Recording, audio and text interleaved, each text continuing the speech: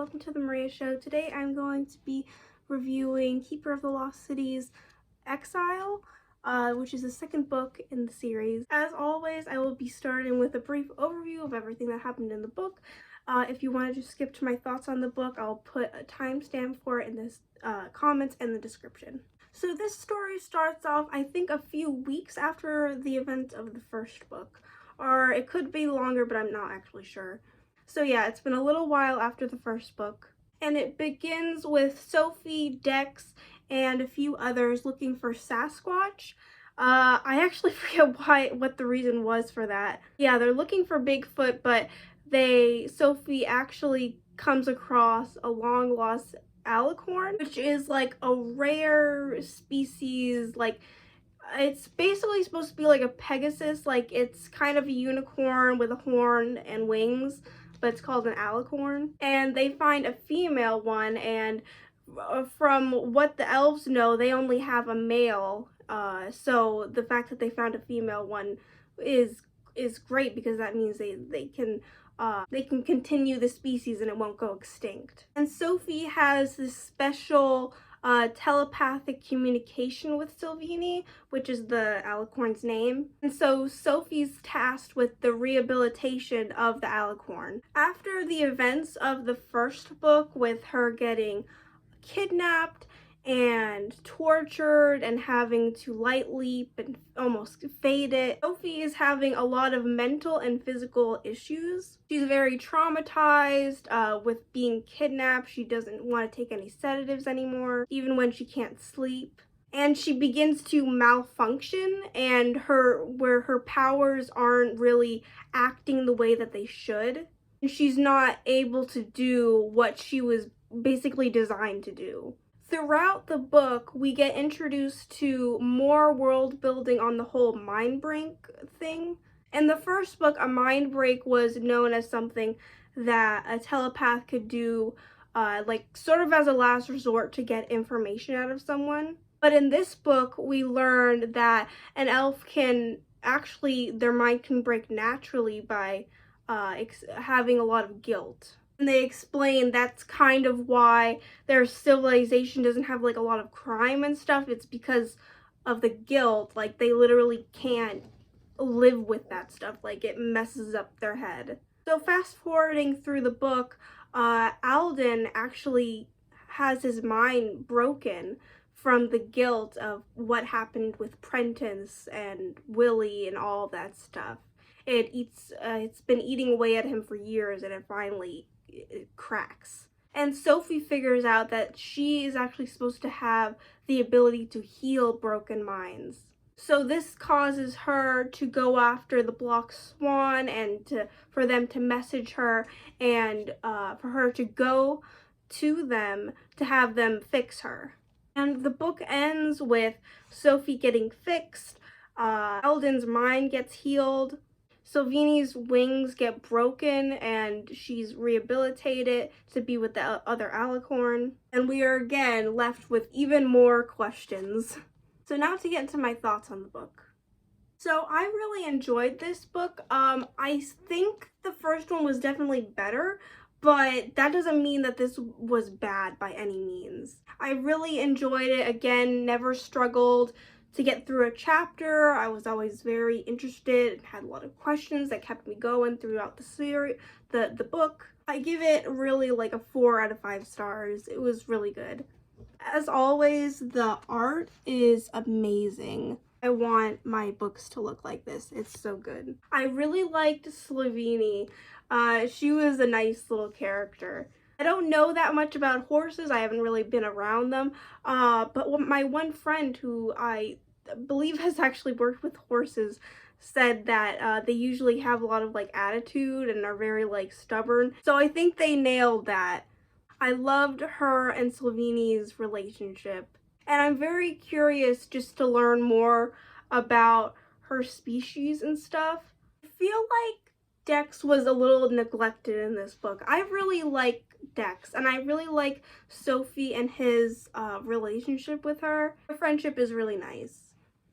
I get it's kind of explained in the book that it's kind of the trauma that they experience. She is kind of avoiding it. And she does address that to him. Like, there's this chapter where she does go to his house and they have like a talk about it.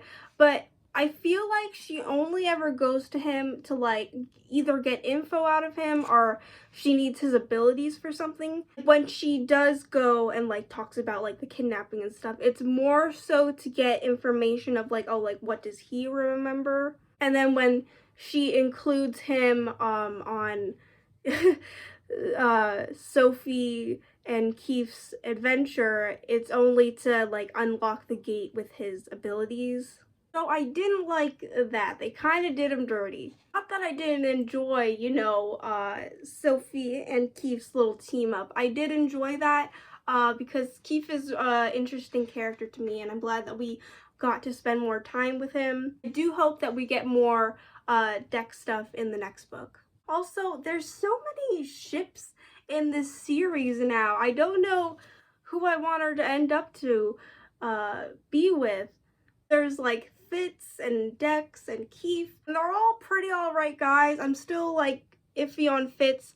I think I either want her to be with Dex or Keith, but I'm really curious of where all those will go, you know? I'm gonna look at my notes now so I don't forget anything that I wanted to mention. Oh, when Keith said that Dex's ability was really cool, even though, like Dex has been really like insecure about it for some reason and been thinking like, oh, it's lame, it's not that cool. I think he really needed that. He needed another person, especially like Keith, who like makes fun of people a lot, where he said that that was really cool, and when they went off to cause mischief, that was really fun. So there was a few things that I predicted or suspected would happen in my last video. One of them was about Bront. I don't know how to pronounce his name, but the stupid guy on the council. I'm gonna just call him Bront for now because I literally don't know his name. So I had thought that since Bront was going to be her mentor, that we were going to learn more about him, and maybe she was going to soften up to her, and we were going to learn more about him and why he's a jerk. And we didn't get that. We only got one session with him, and it was awful. He did seem, there was a little hope at the last chapter when he I think he was finally impressed by something about Sophie, and he actually suggested that he might be able to learn something from her because he found out that she can inflict positive emotions, and that kind of piqued his interest. And I am curious, just what's happened? Why is he so bitter? Why does he hate her so much? Like, there must be a reason why he's the way that he is. And I just hope that he continues to soften, as slow as it may be. I just hope that he starts to change. I think him admitting that he can learn something from Sophie is a very good start.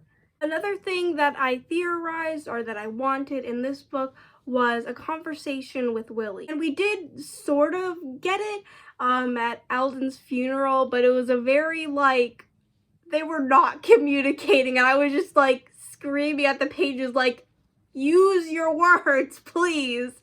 It was just a lot of like nonverbal cues and stuff. I want them to actually speak to each other, you know? So frustrating. But anyway, from that small interaction, it seems like Prentice had told his son that he was going to have his mind broken, but it was going to be okay because Sophie would heal him and bring him back.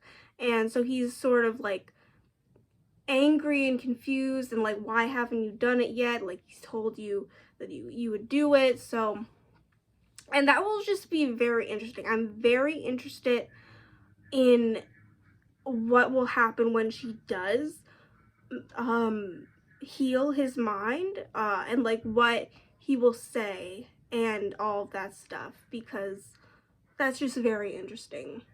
again, we were given some answers, some breadcrumbs for like the questions in my head, but not really much. There's still so much that we don't really know. Just the whole Black Swan situation, like what it seems like Mr. Folkley, from what it seems like, he's the one that created her, and it's like, was he the only one involved in her creation? Was there other ones? Was Prentice involved too?